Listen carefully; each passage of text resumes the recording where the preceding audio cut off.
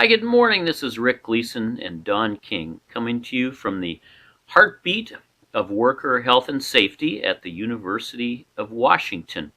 We're at the Region 10 OSHA Training Center right now, and we're going to have a special podcast today. And Don, can you tell us a little bit about the person we're going to be speaking to? Yes, as a matter of fact, we're going to speak to a gentleman by the name of Shawn Ritchey. And I first met him at a workshop he was doing for actually the University of Washington.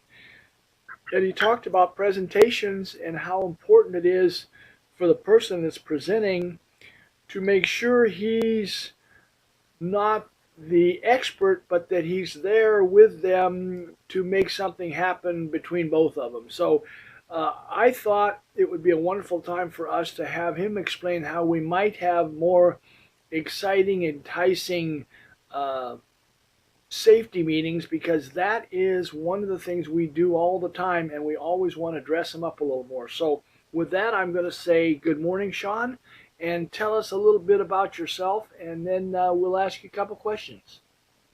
Awesome. Well, thank you both, Don and Rick, for just giving me the opportunity to be part of the Heartbeat of Worker Health and Safety podcast. I'm excited to do this.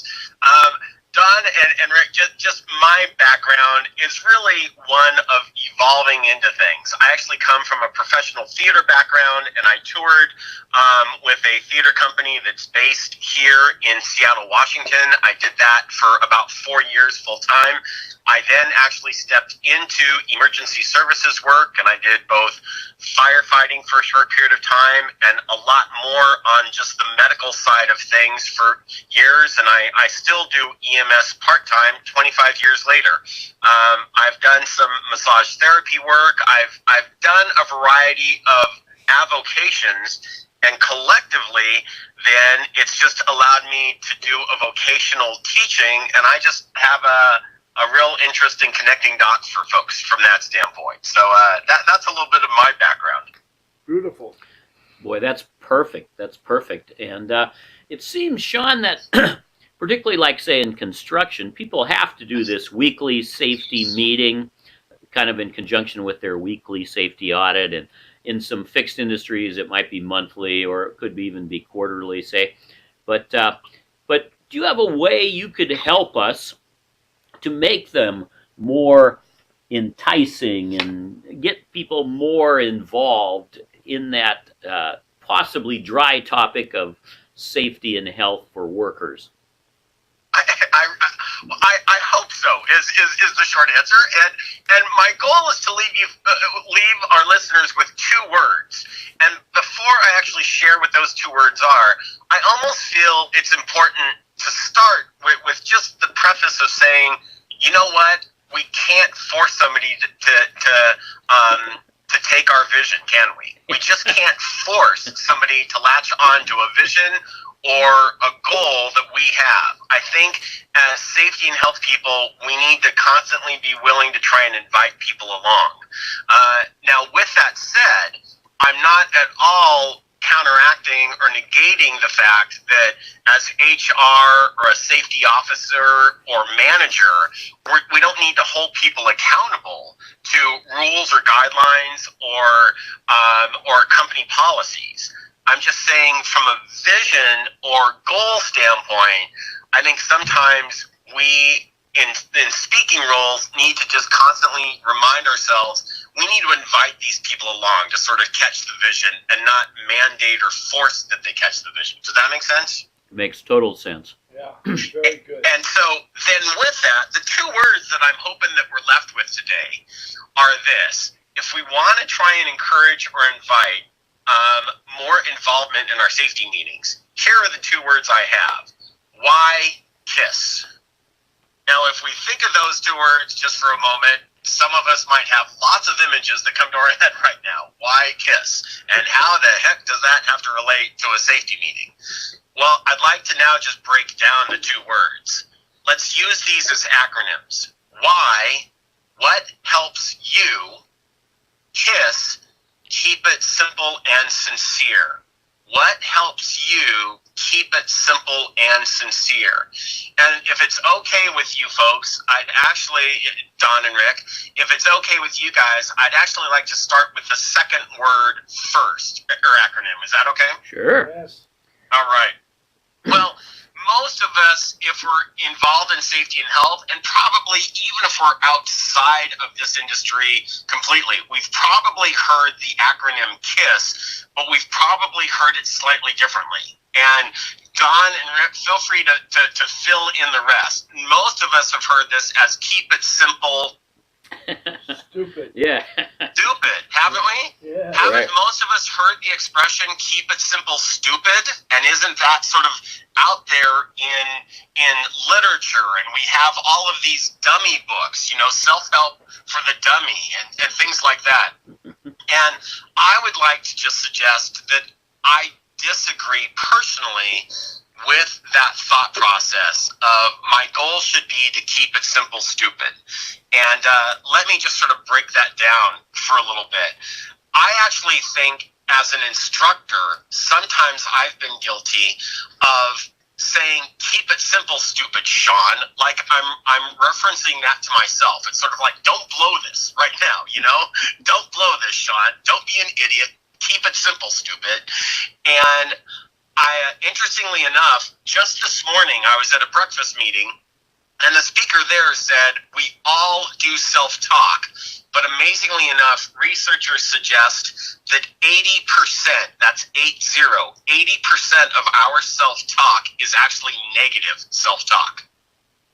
And that's an alarming number to me. And I would suggest that if 4/5 of my self-talk is negative, it's probably harder for me to convey something positive to someone else. So my first thought process is, as an instructor, teacher, or speaker, I want to make sure I'm not unconsciously viewing myself as sort of the stupid person or idiot, but begin to have a mindset of saying, wait, I have some information here that I think is important, and I want to pass that on. So hopefully that resonates with us. The other thing then that I would say is, as an instructor or teacher or manager or safety person, sometimes we use the keep it simple, stupid as if we're thinking about the people that we're speaking to.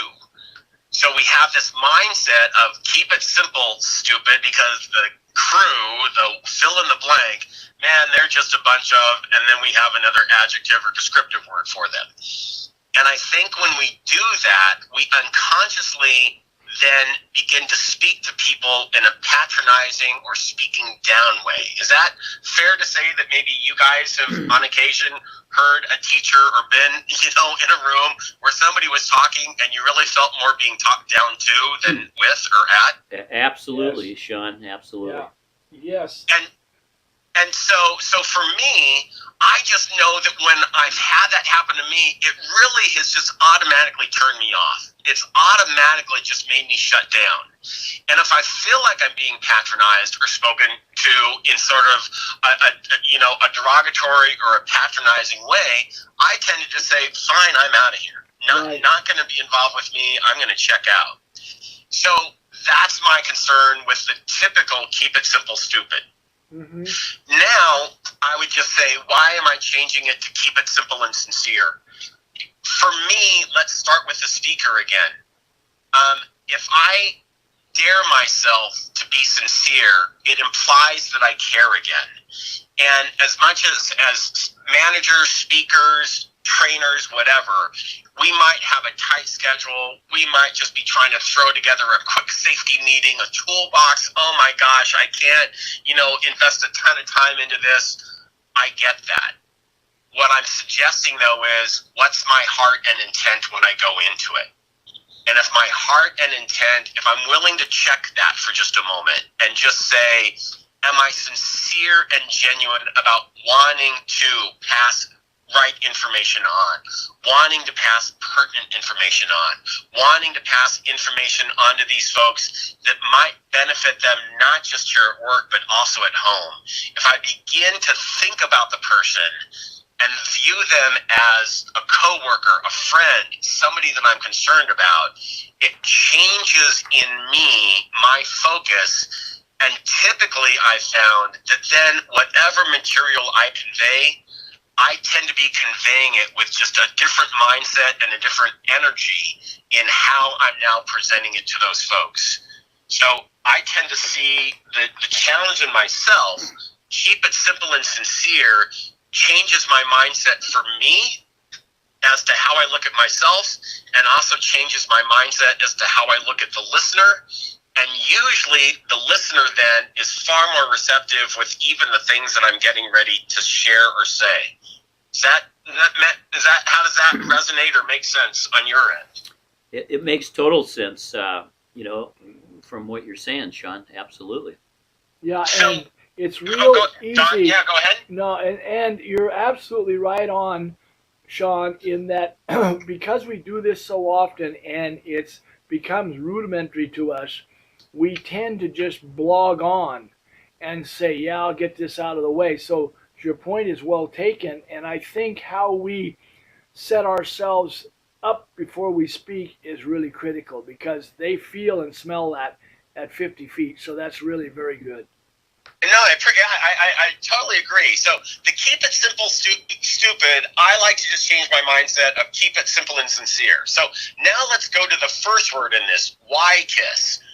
What helps you? Again, I'm hoping with just the few minutes that we've got to be able to think of this on what helps you, the listener, but I can also use what helps you, meaning me, the speaker. This time, though, I'd like to start with the listener. What helps you, the listener? I think that most folks listening to something want to know why they're there. It's just, why am I here? And I think all too often, we as instructors or managers or safety people, we need to be careful and not fool ourselves into believing that the listener is going to be satisfied if our answer as to why they're there, quote, because OSHA says, ... or quote, because our company policy is, ... I think that if we just settle for that, the reality is our listeners are just going to settle for that also. And they're going to hear that, not what's in it for them, but what's in it for the company. Yes. And that changes the dynamic then as to how they're listening.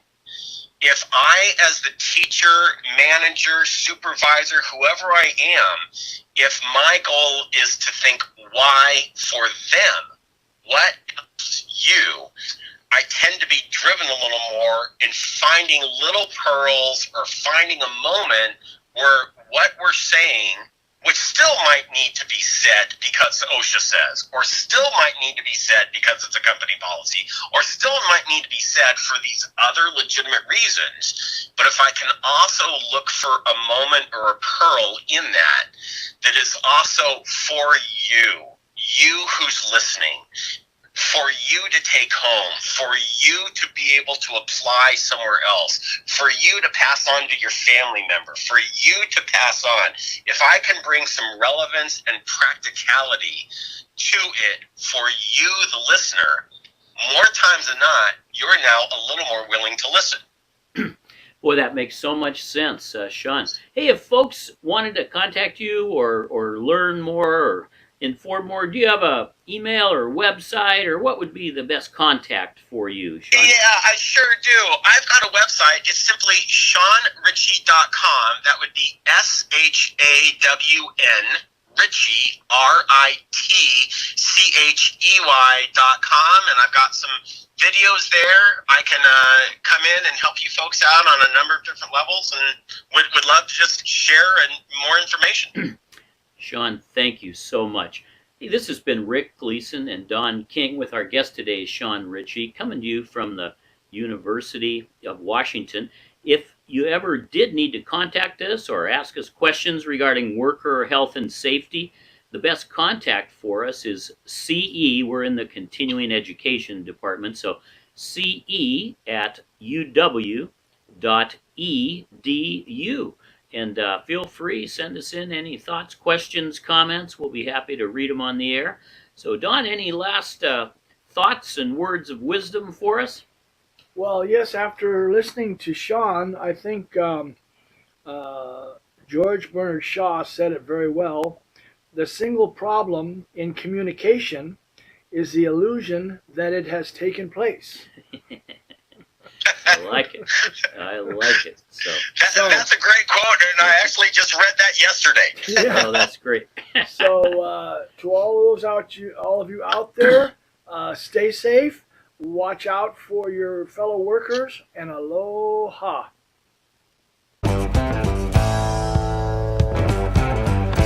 I was young and feisty, never did things by the book. Just let me get my toolbox, and I'll take myself a look.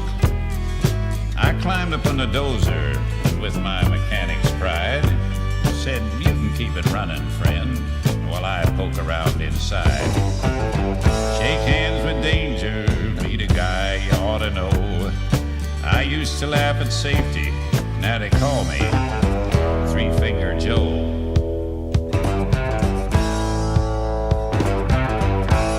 Though I learned a lesson, I forgot it soon enough. The nicks and burns and scratches showed the young ones I was tough. Till another morning, I was grinding on some steel. My other hand got careless and fed my skin into the wheel. Shake hands with danger, step right up and say hello.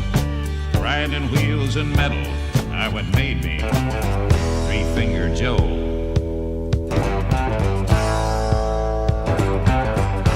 I've seen mechanics burning, and I've seen them take a fall just to save themselves a minute. I've seen them lose it all. I've watched them courting trouble, seen them take a chance and lose. They get careless for a moment, spend a lifetime with the blues. Shake hands with danger. Shake hands with danger. Shake hands with danger. Shake hands with danger. Shake hands with danger and some friends I used to know. Compared to them, I'm lucky to be just Three-Finger Joe.